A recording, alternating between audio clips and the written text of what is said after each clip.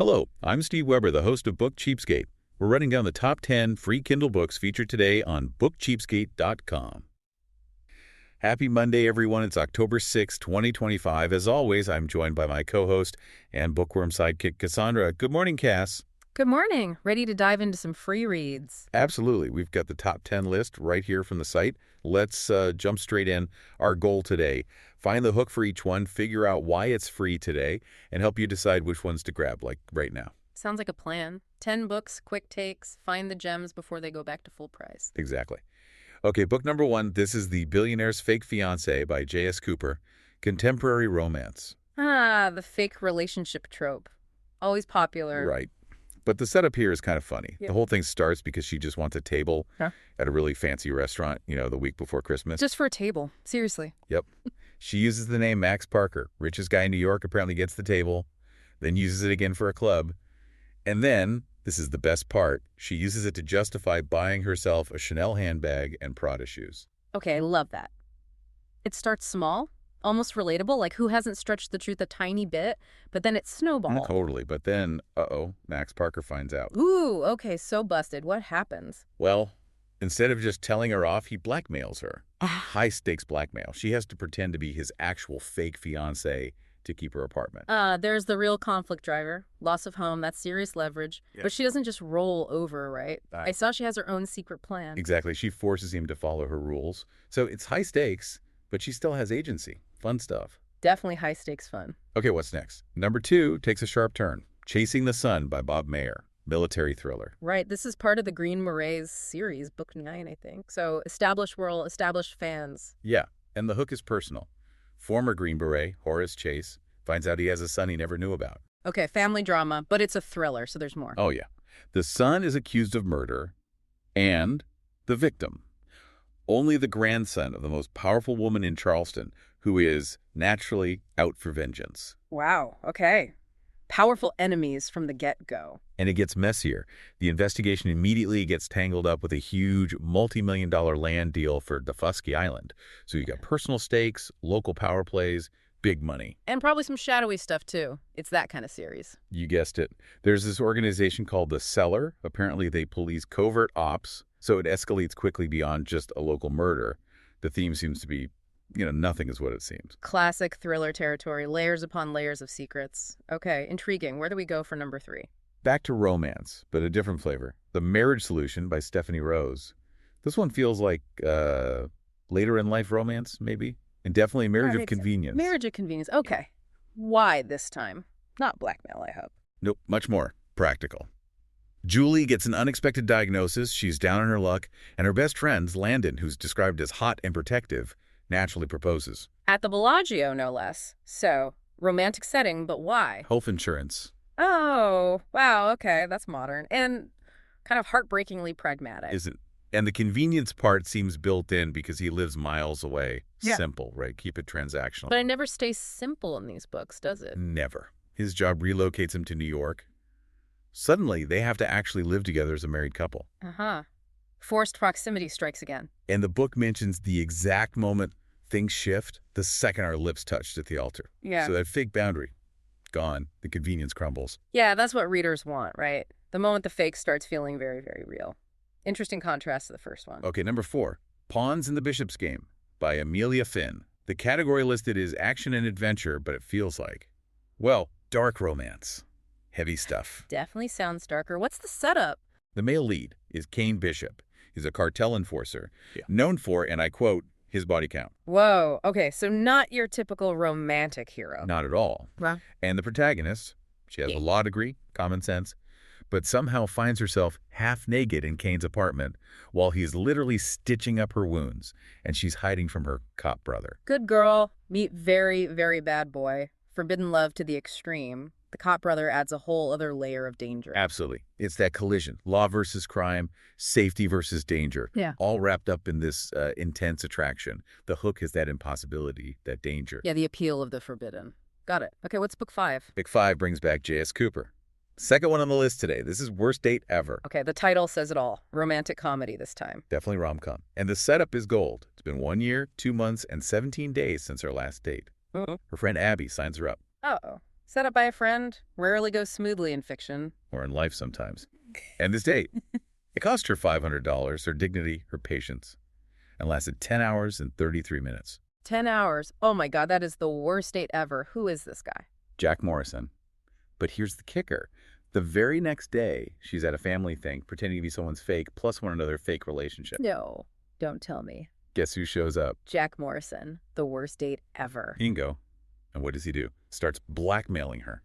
Right there, while she's already in the middle of another lie. Oh, that's brilliant. It's like compounding disasters. Blackmailed by the worst date ever while faking another relationship. That's comedic chaos. Total chaos. It's like the billionaire book's blackmail meets rom-com absurdity.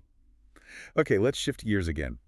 Number 6 is The Journey by Conrad Jones. Okay, the tone sounds like it's about to get serious.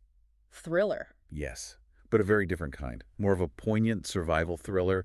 The focus is really emotional. It's about a young boy and his family fleeing a war-torn homeland. Okay. Across a continent towards Europe. That sounds incredibly harrowing. It does. The description mentions confronting ruthless criminals, the brutal reality of just trying to survive, the indifference they face. It also notes that thousands perish on journeys like this every month. Wow. So grounded in a really tough reality.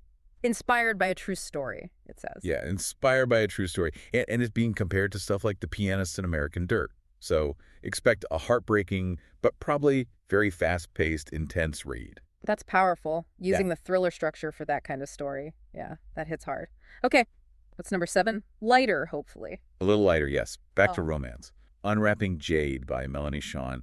This one is second chance, small town vibes. Okay, second chance. Always love a good second chance story. Who are we rooting for? Jade. She's a marketing expert trying to launch her business. Her big idea, agree to be a dating guinea pig for a popular podcast. Yes. 6 weeks, 6 dates, all for free advertising. Smart marketing move. Use the platform. But there has to be a catch, right? This is romance. The catch is Hayden Reed, her ex, the one she secretly still loves. Call it. What's his deal? He's a former Army Ranger, now training rescue dogs for veterans with PTSD. So, good guy. A catch. Definitely. So what's the conflict? Does he show up as one of the dates? Even better. He apparently decides to hijack the whole 6-date experiment specifically to win her back. Sabotaging her marketing plan for love. Okay, I like that. Using her own strategy against her. Clever. Right. Okay, number 8. Well, we're going way back in time for this one. The Color of Poison by Tony Mount. Historical mystery. Ooh, medieval London. Intriguing. What's the vibe? Dark and gritty. Sounds like it. Narrow, stinking streets, rumors flying around, specifically rumors about alchemy, people trying to make gold for the king. Alchemy. Okay, that's a cool hook for a historical mystery. Adds that touch of the arcane. Who's solving the crime? Our protagonist is Seb Foxley. He's described as a talented artist, but crippled. His motivation is personal. He needs to save his handsome brother from being hanged. Ah, the personal stake again. He gets drawn into this web of lies and alchemy to save family. Exactly. And the author apparently uses a lot of personal research to make that 15th century setting really authentic. So you get the mystery, the history, the personal drama. Sounds like a rich mix. I like historicals that really immerse you. Okay, 2 left. Number 9. Number 9 takes us into darker territory again. Grave Devotion by J.R. Erickson. Occult horror, maybe paranormal murder mystery. It's noted as a standalone inspired by a true crime. Inspired by true crime and occult horror, that's an intense blend. What's the story? It starts with love. Cale falls hard for Annie. She's described as darkly beautiful, dangerous, magnetic. That initial connection sounds really intense. Okay, so a powerful, maybe obsessive love. Where does the horror come in? Well, their love gets shattered. Afterwards, Cale is plagued by violent nightmares, and then he starts getting visits from dark visitors who drift in the shadows. Yikes. Okay, so the broken relationship unleashes something supernatural, or was Annie connected to it all along? That's the question, isn't it? It sounds like it really digs into that boundary where intense love becomes something much darker, maybe even paranormal. True crime inspiration adds that extra creepy layer. Definitely ups the chill factor. Okay, last one. Book number 10. We finish with fantasy romance. A Deal with the Shadow King by Anya J. Cosgrove. Fantasy romance. Always a popular category. What's the premise? Curses. Fae. Forbidden love. Check, check, and check. Stolen Princess, Cursed King, Forbidden Love. Textbook, epic fantasy romance setup. Tell me about the world. Any cool details? Oh, yeah. A fairy world is mentioned, with winged creatures, magic mirrors, treacherous illusions. Sounds like a very atmospheric setting. Nice. So the princess is trapped there. What's her goal? Princess Penelope Darcy has been basically sold or traded to the Shadow King. Her mission is to resist his seduction, because he's apparently very seductive, in order to save her own kingdom. Duty versus desire. Classic conflict. And the king, what's his deal, apart from being shadowy and seductive? He's bound by a curse, of course, and he's hungry for her. But she absolutely must not find out his secret, whatever that secret is. Ooh, the secret. That creates great tension. He wants her, she needs to resist him for her kingdom, and there's a hidden truth that could change everything. Plus, winged creatures. Sold. Right. It hits all those key fantasy romance notes. Okay, so that's our 10. Quite a mix today. Definitely. From fake fiancés needing health insurance to cursed fairy kings, it covers a lot of ground.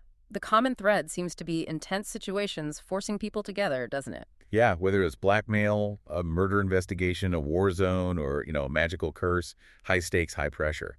That seems to be the hook across the board. Makes you want to grab them all just to see how they navigate it. Well, thanks for joining us today. And remember, if you want to download any of the books we've mentioned today for free from Amazon, visit us at bookcheapskate.com and you'll have all the links right there. But do it now. These books are free today, but might be back to full price tomorrow. Also, along with those freebies, the site has a ton of specials on deeply discounted Kindle books and also a heads up on the best new releases. Every morning, it's all brand new.